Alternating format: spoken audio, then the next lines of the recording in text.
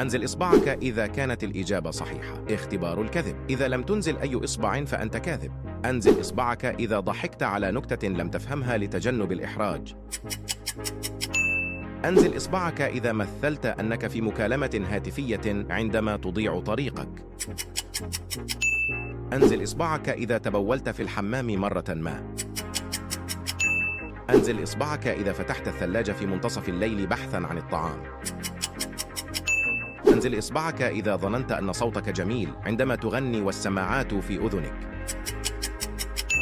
أنزل إصبعك إذا ضحكت بشكل هستيري مع أول شخص يظهر لك عندما تضغط على زر مشاركة ثم المزيد. أنزل إصبعك إذا كانت لهجتك الإنجليزية مثل اللهجة الهندية. أنزل إصبعك إذا لبست مرة جوربا ممزقاً. أنزل إصبعك إذا سرقت باقي الأموال لوالدك عندما تشتري من البقالة. أنزل إصبعك إذا كنت تحب رائحة البنزين. اكتب لنا في التعليقات كم إصبع أنزلت. لا تنسى اللايك والمتابعة للمزيد من الفيديوهات.